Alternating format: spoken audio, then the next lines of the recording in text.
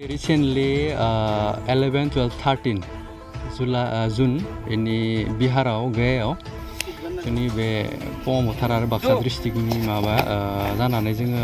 माबा थांदोंमोन ultimate karate league season 3 नि केम्प जादोंमोन लोगोसे सिलेक्शन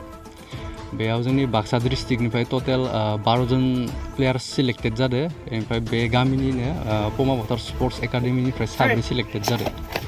जाहाथे जि जानो गोनां सेप्टेम्बराव जागोन बे आल्टिमेट काराटे लीग सीजन 3 आ बाक्सा डिस्ट्रिक्टनिफ्राय टोटल 12 जन जाबाय सिलेक्शन जादों बुंनो गोनां बाथ्राया बेनोदि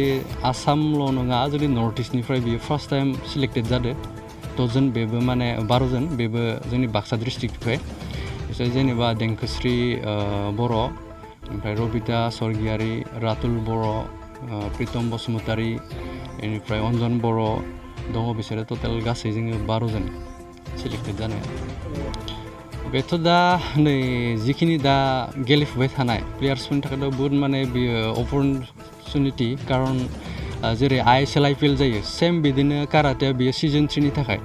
बेयाव सासे प्लेयार्सआ मोजां बेसिक्स पारफरमेन्स मोजां थायोबा सिलेक्टेड जागोन टीमा बिसोरखो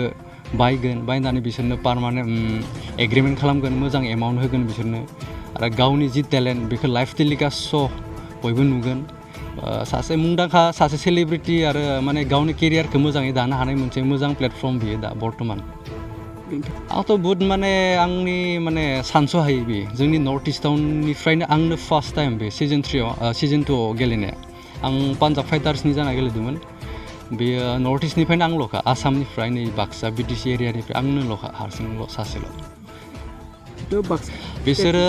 दा मा हबे मोनसे टीमजों गेलेगोन बेखौ दा बुंथ'नो हाया दा बिसोरो ट्रेनिं केम्प जाग्रोगोन बे केम्पआव बिसोरो मास मोननै मोनथामनि सिगां बिसोरनि हबे मोनसे टीमजों जागोन बेखौ एनाउन्स खालामगोन अफिसियेलि थ' बिसोरो दा सिलेक्टेड जाबाय बिसोरो हबे टीमाव थांगोन बे दा एग्रिमेन्टआ जाथ'वाखै खिन्थु जागोन थाबैनो बे जुलाइनि लास्टफोरावलागै जानो हायो बे टीमा दाबो क्लियार जायाखै बिसोरना खिन्थु माने गेलेगोन ना फिक्स आङो अलरेडि माने सिलेक्टेड प्लेयार्स आङो अलरेडि आं एग्रिमेन्टआव दङ आङो पान्जाब फाइटार्सनि जाना दङ आंबो सीजन 3 आव अलरेडि आं गेलेगोन पान्जाब फाइटार्स जितु बे गेलेनायाव गोबां रांनि उसुबिदा जायो बेखौ माबोरै एंगेज खालामो नोंथांमोना प्रब्लेमाथ' दा स्टार्टिंआवथ' बहुत प्रब्लेम जायो थांनायनिफ्राय खरसानिफ्राय जानाय लोंनाय डाइट मेनटेन खालामनायनिफ्राय ड्रेसफोरनिफ्राय बहुत प्रब्लेम जायो कारन जोंनि दे स्पर्ट्सनि इकुइपमेन्ट्सफोरा बहुत दाम जायो ड्रेसानो जा ग्लभ्सफोरानो जा सिंगारफोरानो जा बहुत माने दाम गोनां जायो बायनो हाजोबा जोङो 10 जनजों मोनसे मोननै जरा बायनानै जों बिदिनो मेनेज खालामलांनानै माबा खालामो नांगौ बायदिथ' जोङो मोना हमना ला हाया जोङो खरसा खालामनोबो हाया जाहैयो जेरै ट्रेनफोराव थांनायावनो माने जानाय लोंनायखौबाबो बोथिनै खमायनानै जोङो मिलायहोनांगौ जाहैयो बिदि जायो बहुत प्रब्लेम जायो अब्लाबोथ' गारनाया जि थांखि लाना दङ जिहेतु जाय थांखिखौ लाना जों दिनैसिम प्रेक्टिस खालामबाय दङ थांखिनि थाखाय सेक्रिफाइस खालामनांगौबो जाहैयो किसुमान टाइमाव सेप्टेम्बराव जागोन होनदो सेप्टेम्बरनि माबे डेटनिफ्राय जागोन बेयो कनफार्म जायाखै बेनिफ्राय लाइफ टेलिकास्टआ बबेनिफ्राय जागोन बेबो कनफार्म जायाखै खिन्थु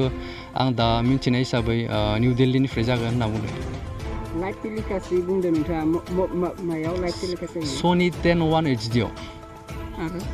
सनि 10-1 HD बेनिफ्राय नै GTV-आवबो होनायनि माबा बुंदो किसुमान बिदि बुंदो खिन्थु दा जोंनि मेन टारगेटआ जोंनिया जास्ट माने प्रेक्टिस आरो जोंनिया माबानायल' खिन्थु दा जों मिथिनाय हिसाबै नर्मेलि बेनो आरो सनि 10-1 HD आरो GTV जिहेतु बाक्सा जिल्लानिफ्राय 12 जन फरायसाफोरा बा गेलेगिरिफ्रा सायख'जाबाय नोंथाङा बिथांमोनखौ माबायदि आसा फारिदों आंनिफ्रायथ' आंनिनो स्टुडेन्ट जिहेतु आङो कनफिडेन्स दङ बहुत मोजां पारफर्म होगोन आरो मोजांबो पारफरमेन्स दंखायो बेसिक्स क्लियार मोजां गेलेगिरि स्टेट नेसनेल गेलेनाय मेडेलिस्टबो दङ बहुत मोजां प्लेयार्सखा पारफरमेन्स हाइखा बिसोरनि पारफरमेन्सा बुंनांगौ गैखाया बेनि थाखायनो सिलेक्टेड जादों दिनै दा जितु एक्सुवेलि गार्जेनफोराबो बुजिस' हायो ना हाया बेखौ आंथ' मिथिला कारन थाखा फैसानिबो एसे प्रब्लेम जाहैयो खेला गेलेनायनि थाखाय मालाबा गोजानाव थांनांगौ जायोबा खरसा जायोबा बेफोरखौ गार्जेनफोरा माने होस'नो हाया किसुमान गार्जेना बुजिया स्पर्ट्सआ मा बेयाव मा दङ बेखौबो बुजिया माने गार्जेननिनो माने किसुमान बुजिनो गोनां दङ आरो दा बर्तमान जोंनि लकेलिटिफोराव माने गार्जेना बुजिबासो दा निजेनि फिसाफोरखौ माबा खालामनो हागोन जोंथ' हानायमानि आंथ' एवारनेस प्रग्राम बायदिबो खालामो आं दा गेजेर गेजेर बिदि सेलेक्ट जादों सेलेक्ट जानानै जोबोद गोजोननाय मोन्दों आरोबाव बिदि सेलेक्ट जाबावगोन होनना आसा खालामो गेलेनायखौ नोंथाङा माबायदि देरहासारगोन होनना आसा फारिदों दाथ' प्रेक्टिस खालामगासिनो दं इनि गेजेरजों मोजां खालामलांसै प्रेक्टिसा माबायदि सोलिगासिनो दं नोंनिया प्रेक्टिसाथ' खदाय मोजाङैनो सारा जोंखौ मोजाङै सिखायगासिनो दं जोंबो इनि सरै सरै मोजाङै थांगासिनो दं न'खराव माबायदि सुबिदा आरोबा गेलेनायनि थाखाय नोंथाङा न'खरनियाथ' जा पेरेन्टसा गासैबो सापर्ट खालामो फैसानि खस्थ' जायो थेवबो खस्थ'नि गेजेरजों थाङो आरो सेलेक्ट जाना फैबाय आं गेलेनायखौथ' बहुत गोदोरै लांनो लुगैदों आंनि कच बायदि जानो लुगैदों निजोम सार बायदि गोदोर जानो लुगैदों नोंथांखौ माबायदि फोरोंथाय होयो दा नोंनि फोरोंगुरुआ जोंनि सारा जोंखौ बुजायो मोजाङै गेमनि बागै इनि केरियारा बेसे गोदोर जोंखौ मोजाङै सिखायलाङो दा आंनि फार्स्ट बेफोरबायदि हेपि मोनदों आरो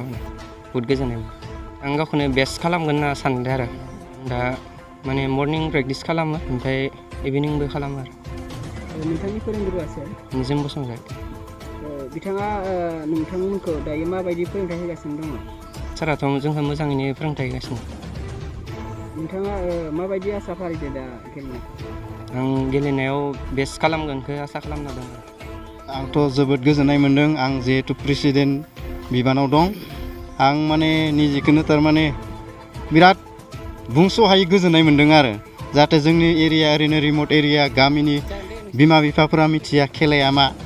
दिनै बिब्दिनो लासै लासै मिथिनो हमबोबाय आरो मिथिलांगोनखौ आङो मिजिंथियो आरो जाहाथे बिसोरो मोजाङै गेलेनानै देरहासार जाबोनो हानायखौनो आङो आंनि कामना आरो आं बिसोरखौ खावलायो आरो आं आसा फारियो नोंथांमोननि बे मिडियानि गेजेरजोंनो जोंनि बे गेलेनाया जे जोंनि गेजेराव मिथिजागोन आं बेखिनिखौनो आसा थियो आरो